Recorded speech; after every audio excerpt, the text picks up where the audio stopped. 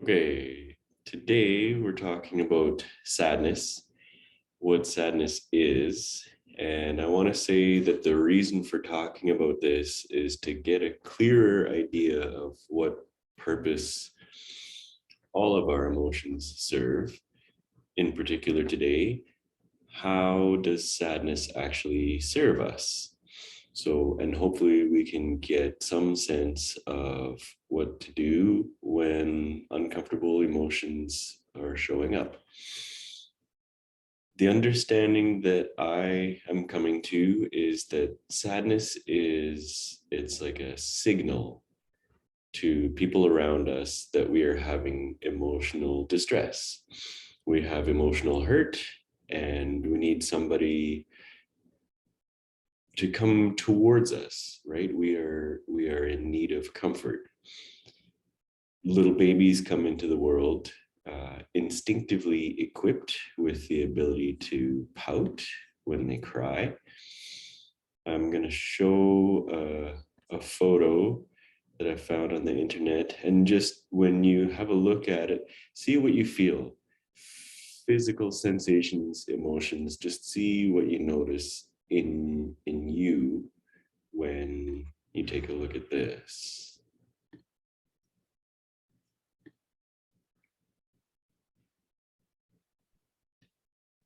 That's a sad little guy, hey?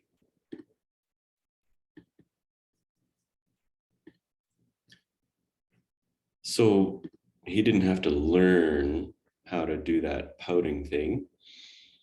He came into the world with the instinctive ability to do it. And a lot of animals come instinctively equipped with the ability to send a signal saying we need comfort. Some animals make sounds, some of us make facial expressions. Some animals don't need them. If you think about it, sharks don't pout, they don't make noises, they don't need social networks in order to survive. Humans, we have a much better chance of surviving when we are in a group, when we're in community. And so we have instincts that tell us to reach out. And on the other side of that, like when you're seeing the picture of the sad baby, we feel an instinctive urge to reach out to comfort sad people. It's an instinct.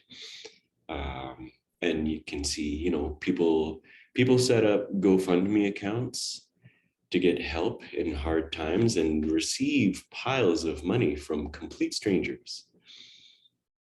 That's an urge that people have, is to reach out and help. It strengthens our social ties. I can say that I used to feel resentful of really successful GoFundMe um, accounts, if you'd see one on the news or something like that. And I would think to myself, well, how come they can just set up a thing saying, oh, I'm so sad, I need help, and people shower them with money, right? Showing care. But what I learned is that if we are disconnected from our own sadness, that desire to reach out to others who are sad can be disrupted.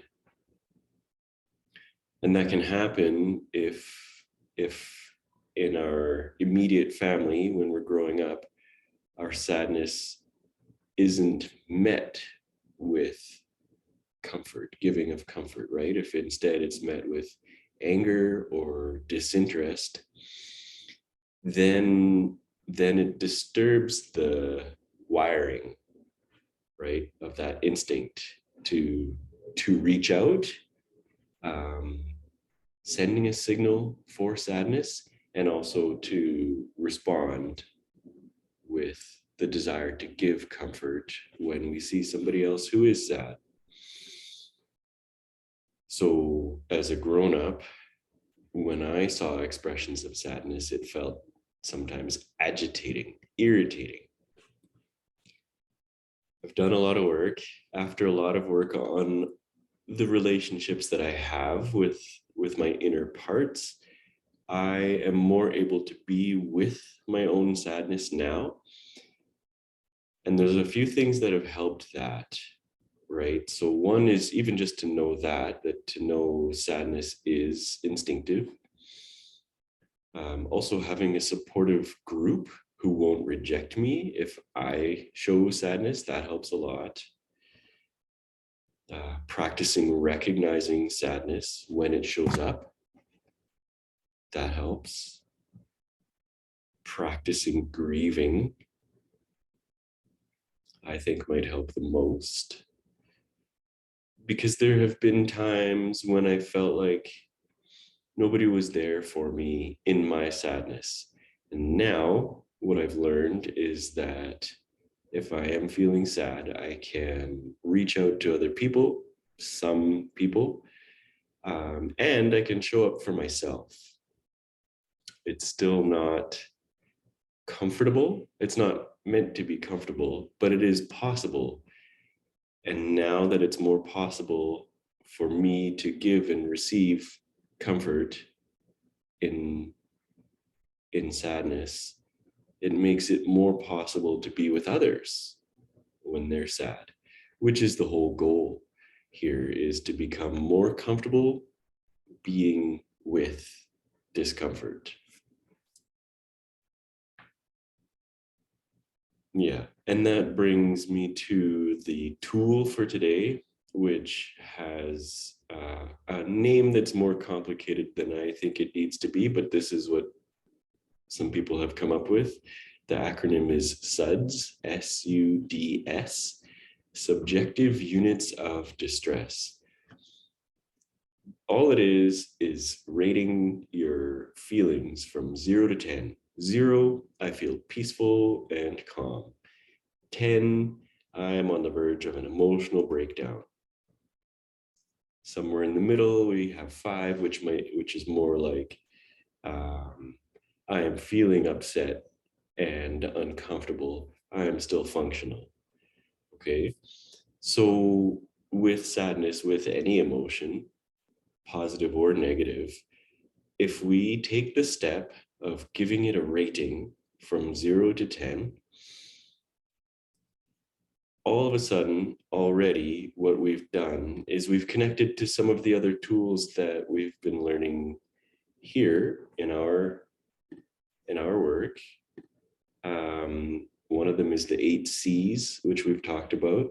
So as soon as we pause and take a moment to give a rating out of 10 to a feeling, we're showing curiosity, right? Taking that step can help us feel a bit more calm. Then we have the option, we can decide, we've connected to it, can we be more compassionate with it? And it takes courage to do it. And it gives us a bit of clarity just by doing it. All of these things that these 8 C's, which are meant to be connecting to our core self, just taking the moment to look at a feeling that we have as it's happening and giving it a rating, all of a sudden we've connected to these ways of being with ourselves. It also brings us to this other tool that we looked at, which is RAIN, R-A-I-N, recognizing right away, in order to be able to give a number to a feeling that we have, we've recognized it. We've also allowed it a little bit. We've allowed it some space, and we're already investigating. Where is this on a scale of 0 to 10? Where is this sadness that I'm feeling? Is it a 3 or 4? Maybe I can carry on with my day and deal with this after work, something like that. Is it a 6 or 7? Maybe it needs a bit more attention. Maybe I need to sit and be with this right now. Or is it more of a 9 or 10? Do I need help? Do I need outside help with this? So there you have it. These are a couple of tools that we can connect to when we've got sadness or anything that comes in. Today, our topic is sadness. I hope that is helpful